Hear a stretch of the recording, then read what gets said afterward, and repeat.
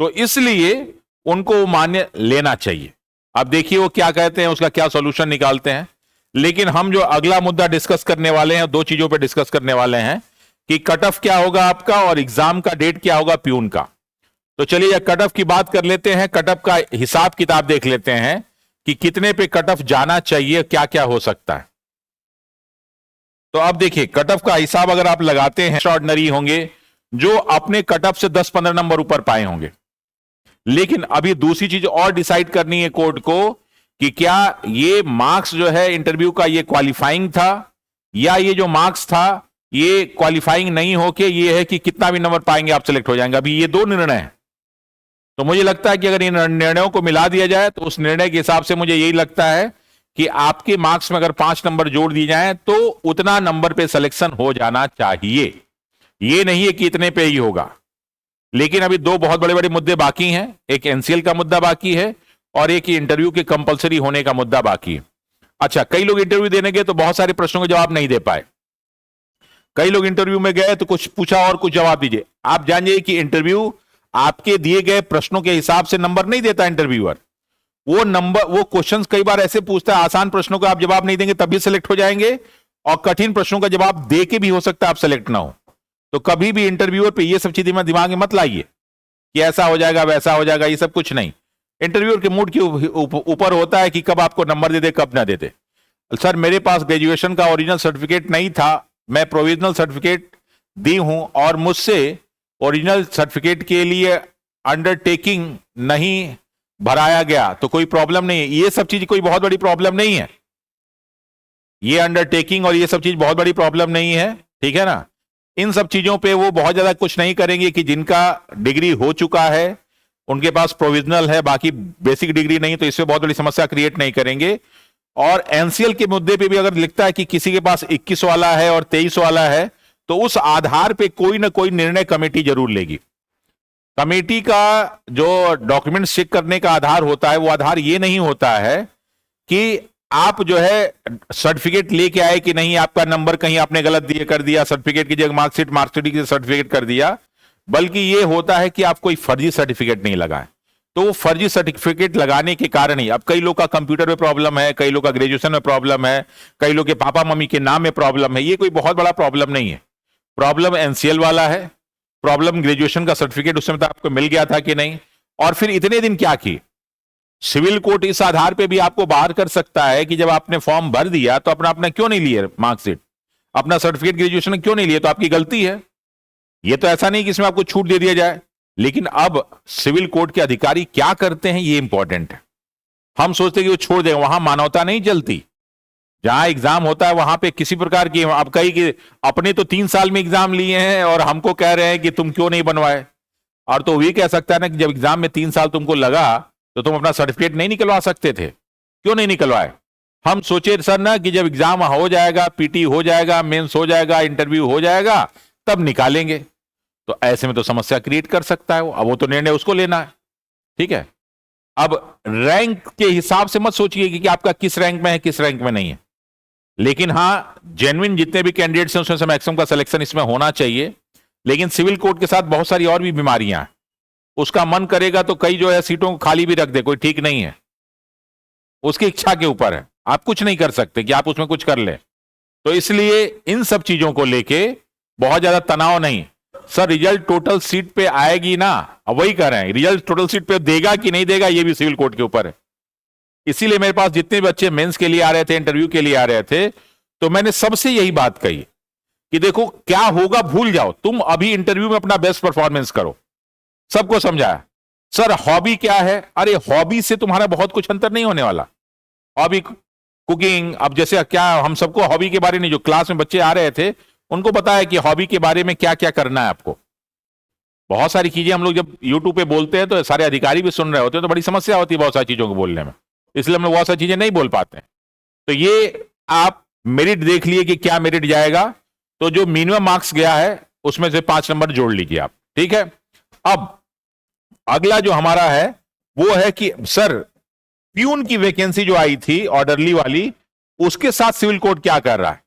तो अब देखिए सिविल कोर्ट ने 15 दिन का टाइम दिया सभी को डॉक्यूमेंट्स के लिए, बाकी सबके लिए 15 दिन का। 20 को खत्म हुआ तो 20 प्लस 15 दिन, यानी कुल मिला के समझ लीजिए कि 5 अक्टूबर के आसपास का टाइम दिया। यानी अगर सिविल कोर्ट कुछ 19-20 नहीं हुआ और ये सारे के सारे जो छुट्टियां बीच में पड़ेंगी, वो सभी समस्याएं हैं, तो मुझे लगता है कि ले दे के 20 अक्टूबर के आसपास ये अपना जो है रिजल्ट घोषित कर दें। यानी 20 अक्टूबर के आसपास आपके इस सिविल कोर्ट का रिजल्ट घोषित हो सकता है।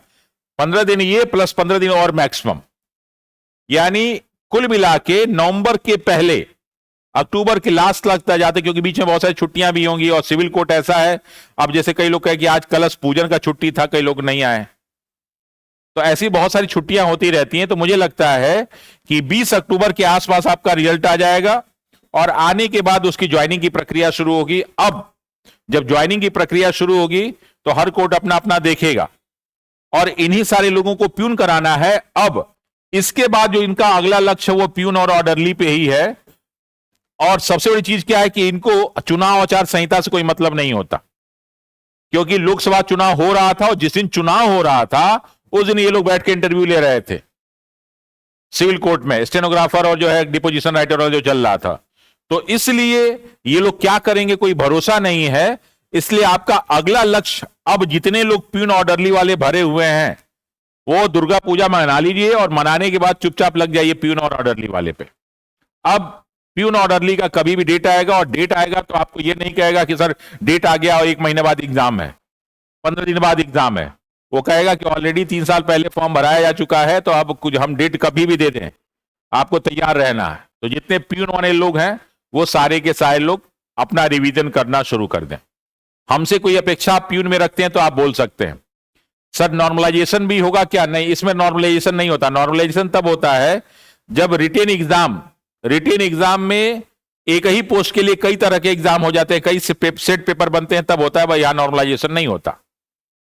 तो अब जो है प्यून के एग्जाम का डेट 20 अक्टूबर के बाद कभी भी घंटी बजनी शुरू हो जाएगी और हो सकता है कि चुनाव के जस्ट बाद यानी नवंबर और दिसंबर में भी डेट कभी भी आ सकता है, क्योंकि अब अगला उनका प्रयास अब यही रहेगा कि किसी तरह इनको ज्वाइन करा के और प्यून का एग्जाम करा के इस काम को कंप्लीट किया जाए। ऑलरेडी बहुत ज्यादा हो चुका, तो इसलिए अब धीरे धीरे धीरे ये सब होने लगा है। सर हैंडीकैप्ड को इंटरव्यू में कितना नंबर मिलेगा, ये कहीं कुछ नहीं कि हैंडीकैप्ड को कितना मिलेगा कितना नहीं। परफॉर्मेंस करेंगे तो अच्छा मिलेगा, नहीं करेंगे तो नहीं मिलेगा, चाहे हैंडीकैप्ड हो चाहे स्मार्ट हो, उससे कोई फर्क नहीं पड़ने वाला। ठीक है सर, क्या वेटिंग लिस्ट भी देगा? क्या हो सकता है वेटिंग लिस्ट दे, क्योंकि इधर भी देखा कि वेटिंग लिस्ट उन्होंने दिया था और उनको बाद में कई लोग को बुलाया भी, तो हो सकता है वेटिंग लिस्ट दे, लेकिन कोई कंफर्म नहीं है। अच्छा, जो सर केस गया है क्या होगा? केस गया है, कोर्ट का केस है, 2-4 साल खींच देगा उसको। कोर्ट का केस कोर्ट में गया है तो कोर्ट उसको 2-4 साल खींच देगा, उसमें बीच में डिस्टर्बेंस नहीं करेगा। ठीक है, तो नॉर्मलाइजेशन जो है इंटरव्यू में कभी नहीं होता बेटा। तो अब नहीं, प्यून में मेंस का पेपर नहीं होगा, प्यून में सिर्फ और सिर्फ एक ही पेपर है रिटेन, मतलब वही, और उसके बाद डायरेक्ट आपका जो इंटरव्यू होगा 15 नंबर का, 85 नंबर का पेपर है और प्लस 15 नंबर का उसमें इंटरव्यू होगा, तो यही 100 नंबर का पेपर है उसमें। ठीक है, तो अब जितने लोग हैं सारे लोग देख लीजिएगा। हाँ, कई लोग का डिमांड है कि सर दुर्गा पूजा भी है, समय भी कम है और 2-3 महीने का समय है, तो कोई एक रिवीजन बैच आ जाता तो अच्छा रहता। तो हमने कहा कि ठीक है भाई, आप लोग के लिए हम लोग रिवीजन बैच लेते आते हैं। ठीक है, और आप ही लोग के प्राइस में। ठीक है, जो लोग पढ़ चुके हैं रिवाइज कर सकते हैं और बाकी लोग, बाकी जो सारे के सारे लोग हैं वो इसको परचेज कर सकते हैं। ये बैच मात्र 299 रुपए का बैच है, ये कम कर दिया गया है, पहले 699 था, अब इसको कर दिया गया। पूरा रिकॉर्डेड बैच है, ये सारी के सारी क्लासेस अपडेट है, पीडीएफ नोट्स हैं। ठीक है, और डाउट सेशन अगर आपको कोई दिक्कत है तो आप पूछ सकते हैं। और ये जो है ये 399 इसका फीस है, पहले 699 था तो इसको घटा दिया गया है, 399 कर दिया गया है। और इसके लिए आपको करना क्या है, तो इसके लिए आपको हमारे जो मोबाइल ऐप है रमांशु जिस क्लासेस, उस पर जाना है और इसमें जो है एक कूपन कोड दिया है। ये कूपन कोड कहां है, तो देखिए ये लिखा है, कूपन कोड लिखा है जय मां, यानी आप प्यून के बैच में जाएंगे इससे और वहां पे लिखा होगा 399 और वहां पे जय मां डालेंगे तो 25% डिस्काउंट हो जाएगा, 299 में ये बैच आपको मिल जाएगा। तो अब इससे सस्ता नहीं हो सकता, तो 299 का बैच आपके लिए कर दिया गया है। ये सारी रिकॉर्डेड क्लासेस बैठ के रेगुलर सुबह से शाम तक छुट्टी में देखते रहिए और पूरा जो है रिवाइज कर लीजिए, ताकि इस बार प्यून में जितना भी हो बढ़िया कर सके। कई लोग क्या करते हैं कि सोचते हैं कि सर बहुत महंगा तो इसीलिए सस्ता कर दिया गया है। बाकी और आपका कोई मुद्दा हो तो बताइए, हम लोग कर दें उस चीज को सॉल्व करने की कोशिश करें। सर एनसीएल अगर मान लिया जाए जिसका नहीं था तो कट ऑफ क्या होगा? अगर एनसीएल